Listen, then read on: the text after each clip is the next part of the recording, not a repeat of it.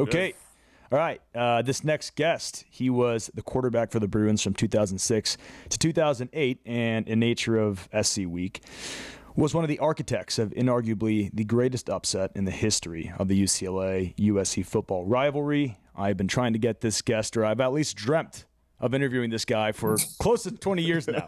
Mr. Patrick Cowan, thank you so much for coming on the show. Is it a dream or a nightmare? No, man, it's been a long time coming, and we can't be more stoked to have you on the show. So welcome. Thanks.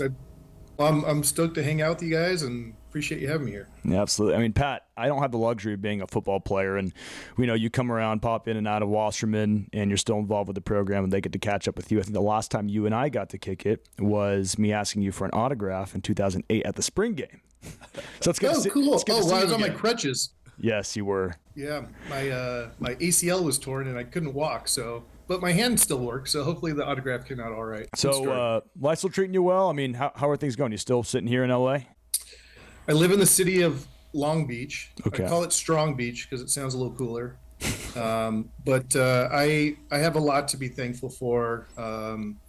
My wife, Katie, who is the true Bruin stud athlete in our family, I have no idea how many times All-American swimmer. So Katie and I have been married for just a little over 13 years now. We have 3 little Bruins at home, and so a lot of good things. I'm glad you mentioned the little Bruin because you mentioned that you've got a little guy playing flag football. Do we maybe have a future another mobile quarterback in the works? Maybe a 2040 Rose Bowl MVP? You know what? He likes playing wide receiver like his Uncle Joe. So we'll see. But he's 9 years old, so he has a long time to figure out what he's going to be doing. But what we tell our kids every day is to treat people with kindness and to give your full effort. And that's what he and his sisters do. And we're lucky to be their parents. So Oliver does have a flag football game tonight. And if they win, they have another one. They're in the playoffs, so we'll see how that goes. Boom. Awesome. I love to hear that. I'm glad you brought up Uncle Joe because Thanksgiving is coming up. Do you and Joe ever bust out the old pigskin like old times? Well, I do have to let you know that my goal in life is not to be Uncle Rico. So if I do play catch with my brother, it's just because my son wants us to throw the ball with him, which is totally fine. But Joe also lives in Long Beach. He and his wife are expecting their 4th, and it's really fun to be able to have the kids grow up together and just experience this next phase of life together. So, but my brother actually went to UCLA on a track and football scholarship, but he ended up only doing football. And Joe's a really good runner. And about 2 years ago, he decided to run 1,000 miles every year. So he just like he doesn't stretch. He just wakes up and he runs like 10 miles and then goes to work and does whatever. And so Joe's still active. He's doing good. I mean, for the listeners that may not know that became a fan since the late 2000s, Pat, I got to say that you and Joe have got to be the only brother connection quarterback receiver, at least have a pass complete. I mean, I haven't. We had a touchdown. Yeah. You had a touchdown. We had 1 touchdown in Arizona. Which year? Was it 06? 07. 07. Oh, because he was hurt 06, I believe. Was he not? Joe was hurt all of 2006. And then in 2007, I played maybe 4 or 5 games because I kept getting hurt. And we played in Arizona. We had a touchdown. And maybe like the drive or 2 later, like I got really hurt. And that's another story. But yeah, we have 1 touchdown together. So I think we're the only one in the school history. I mean, to this day, I would challenge someone to go find me just first a brother connection quarterback receiver on a roster, then to get one that's completed a pass, and then give me a touchdown. I don't think you're going to find one at least in the last 50 years. So you're always going to have that. It doesn't exist. No. Yes. So that's kind of fun to share that with Joe. He was a Bosco guy as well. You guys play at high school together? Actually, I never played with Joe because I was always the backup. So I didn't play until my senior year in high school. Okay. Joe was everything in high school. And my recruitment was a little bit different. My only offers were to Cal State Sacramento and to Idaho. And I got offered to UCLA about 10 days before signing day. And I got there, I was the 6th string quarterback, and then I left as a 3-year starter. So your recruitment was through Carl Durrell. and they were your first Yep. Power 5 football offer. What is it that they saw in you as a player? Was it, I remember you and your mobility. Like, what was the profile back then coming out of high school with Bosco? We ran the ball a lot. I think my stats, looking back on it, like a lot of things had to come together for me to be able to go to UCLA. And I knew that a lot of that had to do with the fact that my brother played as a true freshman, was doing really well, was well liked in the program, did all the right things. I didn't even throw for 1,000 yards in high school. I think I threw for like 8 touchdowns and 9 interceptions, and I got a scholarship to UCLA. But throughout that year, there was numerous guys that had played high school football for multiple years, were 5-star, whatever, and they all chose not to go to UCLA and or couldn't get into the university academically. And I just did the right things. What was being asked of me, and an opportunity presented itself at the last second because they needed to bring a quarterback in for the class. And I made the best out of the opportunity. So I know that I was helped with Joe being there to provide an opportunity to set the groundwork. But I hope that by the time I left, I'd proved that I belonged there. So I believe you did, if you were to ask me. And obviously, when you got to the program, you redshirted. Was it the redshirt my first year? My second year, I was the third string quarterback. And going into my redshirt sophomore year, and throughout my time there, I'd competed with Ben Olsen. Ben came in very highly regarded, and it was terrific being able to compete with him because it pushed both of us, and most importantly, really helped the team continue to grow and build. So he and I both had battled some injuries throughout those years. And then my fifth year was when Rick Neuheisel came in. Yep. I was named the starter, which was a great accomplishment to have, but unfortunately my ACL was torn and I wasn't able to play my last year. So yeah. Was Ben still with the program in 2008, or was that your first year sort of as like the lone veteran? No, Ben was still there. He was there. Yeah, Ben was still there. Unfortunately, he also broke his foot and didn't play that season. So it was a rough year for Rick to start off. If I recall correctly, and I hate to bring up this kind of memory, but I know it was one practice where you and Ben went down, but the lore has it that it was like almost back-to-back plays on Spalding Field. Is that correct? So that's when I had my last practice. That's correct. I stepped up in the pocket and my knee just collapsed, and that was it for me. As I was trying to get onto the cart for them to bring me off, I turned and Ben was sitting next to me. I was like, "What are you doing here?" He goes, "I hurt my foot." I was like, "Oh gosh." But the truth is that I actually tore my ACL the December previous when we were playing USC in 2007. Yeah. So the entire off season and then the entire spring ball, I was playing on a torn ACL, and I tried to play through it that season.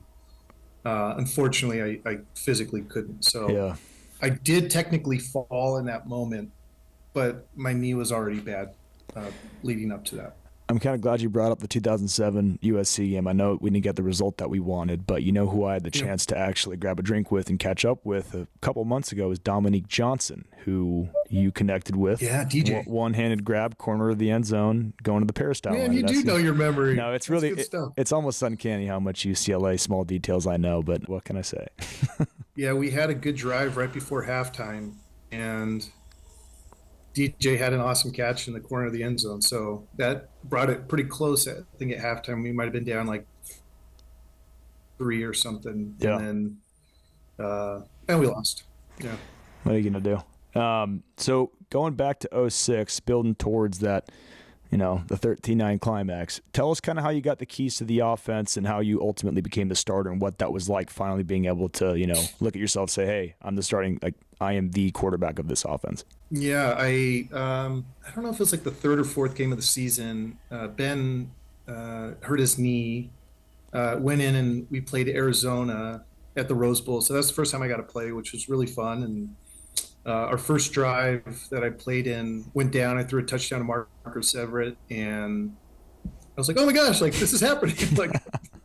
like I'm really doing this. And from there I had the keys moving forward, which is awesome. And I think our next 4 games, we had a really tough stretch. We had a terrible loss in Notre Dame. They were ranked, top 5 or something in the nation. That one still hurts. We were playing up at Berkeley. They were top 10, I think, in the nation. We had some tough losses. And honestly, like the thing that really brought our team back together that year was the loss of one of our teammates, a gentleman named Marcus Cassell. Marcus had graduated the year before, and Marcus had passed away, and it really hit us hard. We all kind of took a step back as, just aside from football, just rethinking everything in life. And our goal and focus was to finish the season 3-0. Yep. And we did. And that's what we really focused on doing. And leading into that USC game, they were a great team. They had a tremendous amount of talent. You can't take away the victories that they had years previous with their national championships. But at the end of the day, like, it's just a lot of guys that we also grew up with in LA. And Sure. like we could play with those guys. Yeah. Like we can do this. And we did. So that was pretty fun to beat those guys. I mean, obviously that brings us to the 13-9 game like you were just talking about. And Pat, it's SC week this week, and there's no question about it. We're pushing 20 years since that game. Obviously, life has moved on. You're a family man. You've got a career, all the important stuff. But this time of year, does the magic kind of resurface? I think the longer that it's been from that game, I've come to appreciate it more. Just because when you're playing, and as you guys know, as former athletes, like, you're really just doing what you do with your friends. Yeah. Like, you compete with your friends. So, but I didn't understand the scope of like what it meant to the city and the community and to the alumni and 9-year-olds and everything else that even led up to that. And it makes me appreciate it more. I've had old men come up to me crying and like, I'm the only Bruin in my family, and I got to hold my head up. I got to hold my chin up high that Christmas and during the holidays. Like, thank you. I'm like, yeah, like, cool. Like, I didn't think of that when I'm playing in the moment. But, Yeah. A guy ran up to me. He goes, I met my wife at a party that night. Thanks. And I was like, sure. Like, some matchmaking came out of it. That's awesome. Like, you just hear these stories of people remembering little tidbits from that day, and how a win in a football game can really affect them and be impactful. And I think that's cool. So as those things have compiled over the years, it makes you appreciate it a bit more. But just to sort of add context to the build-up to of this game, prior to 2006, UCLA had not beaten SC since 98 when Deshaun Foster was the running back. So it was, I want to say, 7 in a row, one away from the 8-win streak that UCLA holds that I don't think will ever be touched because of that game. SC was 1 win away from their 3rd straight national championship appearance to play. I think it was Ohio State, and they were coming into the game number 2 in the country. Pat, up to that point, like you were just talking about, you were part of, I want to say, 2 games against SC already, and this was inarguably during the height of their Carroll run. With the 2006 game in particular, was there something different with the preparation or just the kind of vibe of the week that felt different from those prior 2 years? Or was it really just kind of when the game started clicking, you're like, okay, this is different? USC was really good through those years. 2 years previously at the Rose Bowl, and Bruin fans will remember this, but Spencer Havner picked up a fumble and ran it for a touchdown. Yes. And they called it back, and I really think that would have changed the trajectory of that game. Yep. Obviously, we lost. We can't go back in time. The next year, Drew Olson was having a phenomenal year, was a finalist in the Heisman. We were undefeated for a long time. We had a tough loss versus Arizona. But honestly, talent for talent, like we got destroyed, but like we felt very confident going into that game as well. Going into the 2006 game, like we knew what they were going for, and whether or not they were 0-10 or getting ready for national championship, like we wanted to beat those guys. Yep. And no one else on the team had beaten them. So like we I don't know, like we just buckle down. And it's not that you don't buckle down for any other team. It's just, I know I always played my hardest every single game I played, but like there's just an extra gear, I guess, for this one. So yep. Turned it on. It's funny you bring up that '05 game. That still to this day is one of the biggest anomalies for me because that had the makings of maybe one of the most classic games in the history of the series. MJD, Drew Olson, like you mentioned, was playing out of his mind. Yeah. So many greats, and it just didn't. Drew's stats that year were better than Leinert's were the year previous when he won the Heisman. Oh, I believe it. I mean, in those games, that season in particular, you guys, you refused to win in conventional fashion. I feel like every game was some absurd comeback. I remember the Cal game at the Rose Bowl, the Stanford game. Wazoo. They're big games. Yeah, it was an insane season. But going back to '06, so the story of that SC game, as any Bruin fan that was watching can remember, was, at least on offense, the use of your legs and really just the ability to extend drives by running the ball. And you're a big dude, 6'5", correct? Yeah. 6'5". You don't see a ton of highly mobile quarterbacks at that size.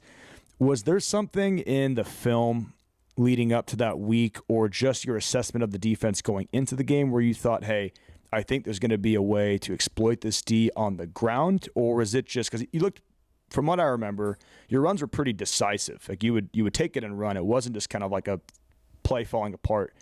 Was there something there beforehand, or is it just as the game kind of developed, you're like, this is what's working? Well, you know what? The thing that I really benefited from when we played USC is that their defense was our defense. Our defensive coordinator was Dwayne Walker. Yep. And he had coached with Pete previously. And so like the blitzes and everything, like I saw them every day, like when we would scrimmage our own team. Oh. In that type of defense, and even what hurt us sometimes is our mobile quarterbacks, because it's more of a pro style defense. Yep. So you don't necessarily always account for a runner.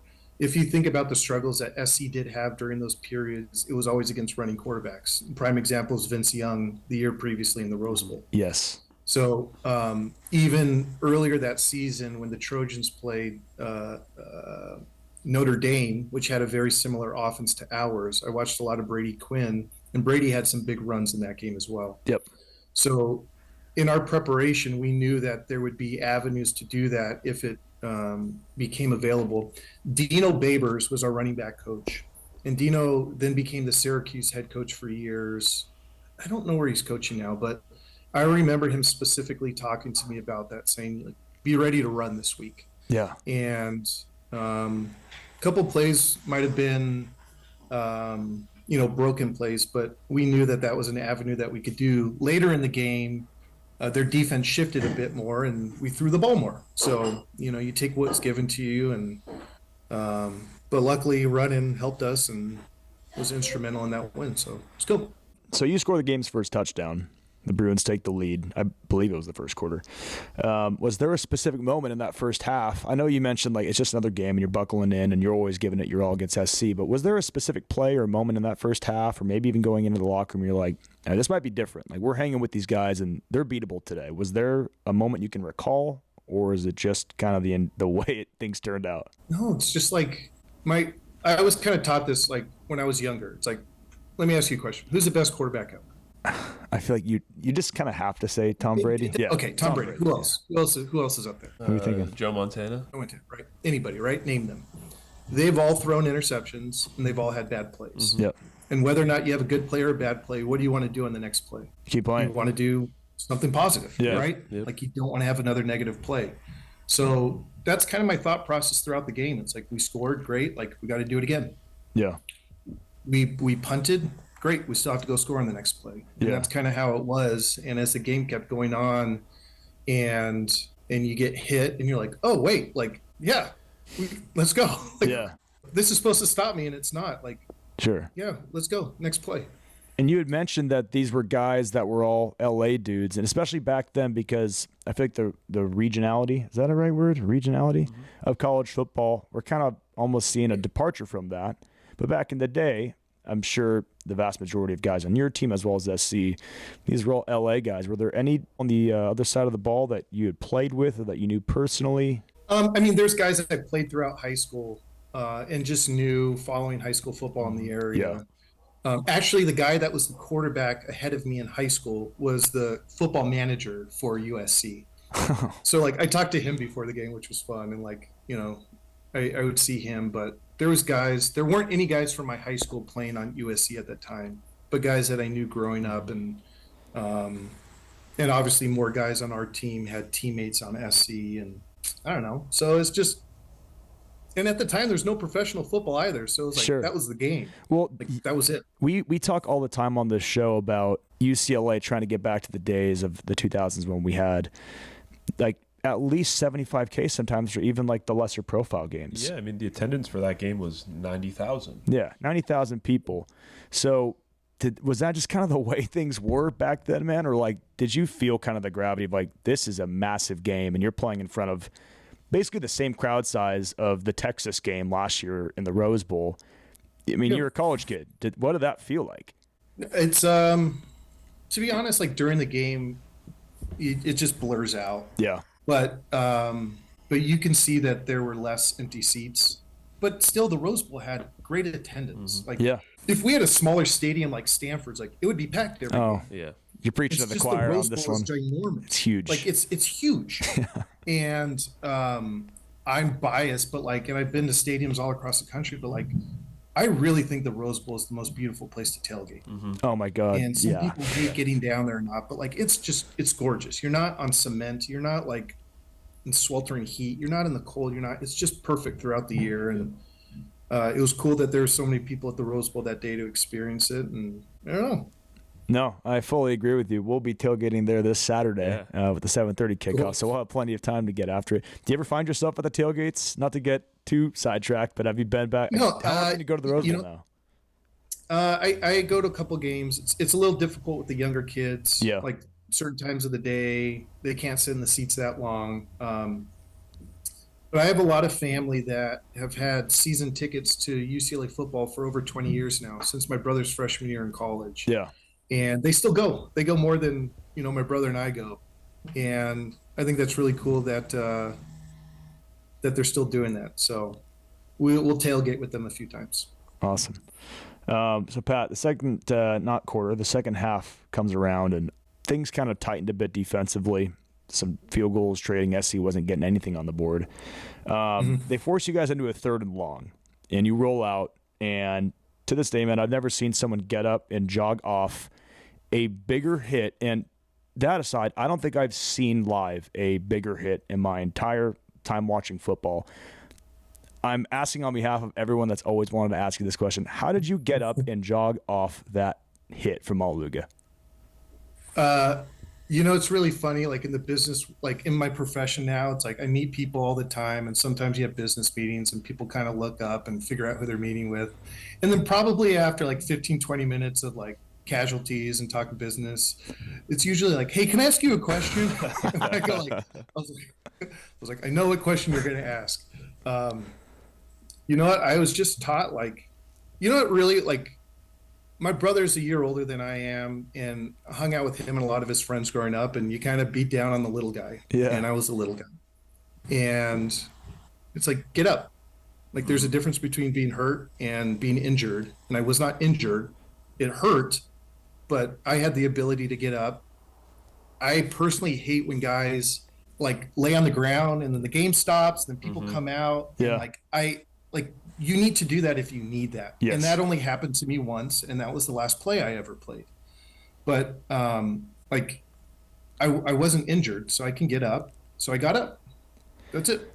If that play happened today, not only is he getting ejected, I feel like the game's almost being canceled because that style of hit has just been so phased out of the sport. Well, it's not even that. If that happened today, like, there's so many replays of it and NIL happening. Like I could have had enough money to go out in Westwood, get a couple bucks off of it, but that didn't exist then. So, yeah. Were you dazed? Like when you jogged back to the sideline, like did you even understand like how big of a whack it was, or was it just like, oh, just another hit? It was a big one, but like I'll be fine. Like, were you honestly like you wear shoulder pads? Like I landed on my shoulder. Yeah. Get up. I think right after that play, was like we punted, and then there was like a TV timeout, and that's when the two teams went to the middle of the field. That was my next question. Ever question. since then, that's when they do that. The truth is, like, Ray rung me really well on that play. Like he hit me hard. Yeah. I obviously finished the game, but hit pretty hard in the first quarter. On one of my long runs, Lawrence Jackson hit me out of bounds, and honestly, that one rung me a little bit more. Really? So I think Ray's was just icing on the cake. That's interesting because I know exactly what hit you're talking about. You were running on the UCLA sideline. On our sideline. Yeah. And then it was a great run, but you got rocked. Yeah, he got me at the end, and I remember it kind of like, ooh. But we ended up scoring on that drive. Yes. So I ran into Lawrence years later at it was like a UCLA USC event, and we both talked, and somebody brought up the Maluga hit, and then Lawrence was like, man, like, I hit you hard. And I was like, you know what, Lawrence, you did, man. Like, I have to agree with you. So, it's a fight. You got to get up. Have you met Ray since that game? Did you guys ever cross paths? No. No, I haven't. Like, we had a brief exchange after the 07 game, but like nothing significant or of substance. But I've known people that known Ray over the years, and he's a nice guy. Yeah. But we've never really met. Actually ran into John David Booty a couple of years ago. Get out of here. Fun. Did you really? And John's a really nice guy. I was at a place and like, hey, did you play against JD? I'm like, I don't know who JD is. Like, who's JD? And then I saw John David like stand up and start walking around. I was like, oh my gosh, that's John David Booty.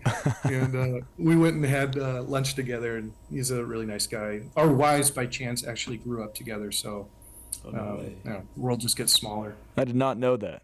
Going back to that sort of bench clearing moment, do you remember what triggered that? Because you were right. It was a TV timeout, and I remember it cut back from commercial. And then all of a sudden, Brent Musburger's talking about this, like, not fight, but John going on in the middle of the field, and it was almost kind of getting a little sketchy. What caused it? Like, how did that happen? I don't know. I was on the bench getting some water, probably readjusting my shoulder pads. But I think you were sharing. You asked the question about like, was there a particular point in the game where we're like, we could do this? Yeah. I kind of think that was it. Yes. In a little bit, and in talking about friends on each team, we had the Moline brothers at UCLA. Oh yeah. The three Moline brothers, and they grew up with Mark Sanchez. Didn't know that. And after the game, they talked to Mark. And I remember Chase sharing this story with me that, USC was obviously really good, and they were expecting to go to the national championship game. And though the game was very close at that time, like they were expecting to still win. Yeah. So they were waiting for something to wake them up. And when Ray hit me, their team all ran over to like taunt me. Right. But they couldn't find me because I was already halfway back on the field. You're out of sideline. And Mark told the Molines that was the moment when they all looked at each other and like, oh shit, like that's our biggest, baddest dude giving the biggest hit, and it didn't faze him. And I think that was like a big moment where it was like, psyche for both teams, and then it's just like, and then someone's talking crap to someone else on the other side of the sideline, and I think that's kind of what transpired to that fight. But like I said, I was getting water, trying to recoup, get my head back together. So that's still that's a badass story. You run over there to go find the guy that you surely just knocked out. The guy's already back on the sideline thinking about the next drive. That can't feel good if you think that had to be the knockout blow. I mean, it's just stories, but I mean, the game was still close. And right. Like, obviously, Eric had his big play at the end, so like it wasn't over. But I think that was probably a big pivotal moment in it, and is the story I share with a zillion people at every meeting, because the first thing you find when you Google my name is me getting, leveled. So I almost like felt weird bringing it up, because I'm like, how many times has this guy had to talk about that one hit? Because the game was bigger than the hit, but the hit, you just from a human perspective, you got to be curious, like, what the hell was that like? But that's it. Well, the Trojans want to bring it up, but then I have to kindly remind them that they still lost the game. Right. Well, they use it in promos all the time, and I'm like, what are you're promoing getting bounced from the national championship from your rivals, so show it all you want. Maybe I should get some NIL money for that. Exactly. You mentioned Eric's pick, and of course you can't wrap up the story of 13-9 without talking about what we now call the Mick pick. And Eric now, I'm actually very happy to say, has actually become a friend of mine since that day. And he's a friend, awesome. Friend of the account. We're actually going to meet up on Saturday for our annual beer, and he's a great guy. From what you can remember, what was that scene like on the sideline? You guys are right there by the den. Back then, you were on that sideline. What can you remember from just that scene and that moment? Because that was one of the most purely blissful moments of my childhood. So I want to hear it from your perspective. It was. But back to like what I was saying is like whether you have a good play or bad play, like you want to do well the next play. Yeah. And we still had a drive to do. And they had 3 timeouts. We needed to run this lockout, right? Oh, yeah. And so as awesome as it was, like it's still my responsibility to be level. Yep. Like I need to make sure that I'm articulating the play correctly, the snap count, knowing what we're doing, ball exchanges correctly, Yep. Handing off, following, because the game wasn't over. And so my thought was like, I'm going to celebrate this afterwards, but thank God, Eric, for So then the game ends because, they had 3 timeouts. You guys don't pick up the first, but Aaron Perez hits an absolute nuke of a ball, and they failed to complete a Hail Mary. The game's over. At that moment, I mean, I remember you guys going over to the den and it just being a zoo that had to be. No, it was a zoo, but they also pepper sprayed. This still bugs me to this day. And I know the gentleman's name that didn't allow people to run the field, but I'm not going to say his name. He had the call, thumbs up or thumbs down. He said thumbs down. So he told the security to put a barricade of pepper spray. So they started pepper spraying the area by our fans, and we wanted to go cheer with them, but we were expecting them to run down with us. Yeah. So half of our team ran over there and got pepper sprayed. So players actually got wind of the pepper spray. Yeah, because they're like, "Oh, what's going on?" Which was just terrible. I just wanted to be with my buddies because I'm playing with my friends, and like, look what we just did together. And this woman from ABC keeps chasing me. Like, you have to do an interview. And I was Lisa? like, nope. Whoever it was. I was like, I don't want to talk to you. She's like, why? Like, you have to be on TV. I was like, I don't have to do anything I don't want to. And I just kept running away from them.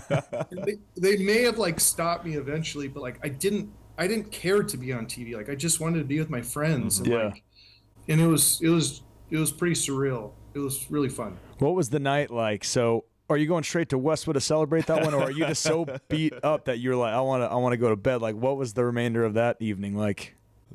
You know what? It was one of the most fun nights in college. It was awesome. It was a huge party in Westwood. There were actually a couple of USC football players that came to Westwood that night. There were thousands and thousands of people there. In the streets of Westwood, there were like couches that caught on fire, which caught cars on fire, which brought out the riot police and like rubber bullets. And like it was just mayhem, and it was so much fun. And I ended up going to Denny's in Westwood at I don't know, 5 or 6 in the morning, and that's like when the LA Times was like being delivered. Oh my God! In the things, and like as they're putting it over, like, can we buy one of those? And like I was with some of my buddies, and then there was a couple of the UCLA cheerleaders at Denny's and people, and then all of Denny's just started doing 8 claps and like 5 in the morning. That's incredible. And it was a really fun night. See, these are the stories that you don't know until you actually get to talk to the guys that live through it. That's awesome. Where did the party start? Because in me and Kian, what'd you say? 638 Landfair. 638 was a thing back then? Because I lived at 638. Yeah. So did I. Let's go. I was penthouse 1, I believe. I don't know. Yeah, I lived in the top suite as well. Get out of here, Pat. Yeah, the building doesn't exist anymore, but I lived at 638. Yeah. That is really cool. Because, a small 638 world. To this day is still kind of the place where all that breaks out. And then it's right by, is it Roebling? Roebling is right around the Roebling corner, block party and the couch burning is still very much a Bruin tradition. So rest assured that they're holding the place down these days. But something that you mentioned is that when we interviewed Josh Kelly a couple days ago, he also mentioned that when they beat USC in 2018, a few USC football players joined their party as well. So I don't know. Maybe it's a USC tradition to come to Westwood and join in. We know how to have a good time in Westwood. Exactly. So it doesn't surprise me. Pat, last question, and I asked the same thing to Josh. If you could send just a few words to the team ahead of the SC game, especially those that have yet to partake in a game against SC at the Rose Bowl, it's their first time. Any message for the team ahead of the big game? Just you have to leave it out on the field, every single ounce of everything that you have, because the worst thing to have is regret. And just listen, like John Wooden said it, like at the end of the day, like success is knowing that you gave your all, right? Like you did everything that you can, and if you could do that and feel like with your head hanging high, your chin up high, like then you did the right thing. And then plus it's wonderful to beat those guys. So just go do it. Yeah. Yes, sir. I love it. Well, Pat, we cannot thank you enough for taking the time, middle of the day on a Thursday. But this was, like I mentioned, something I've wanted to do basically my whole life. So greatly appreciate the time, and this was a blast. Yeah. All right, guys. I appreciate your time. Go Bruins. Go Bruins. Later, Pat. See you. See you guys.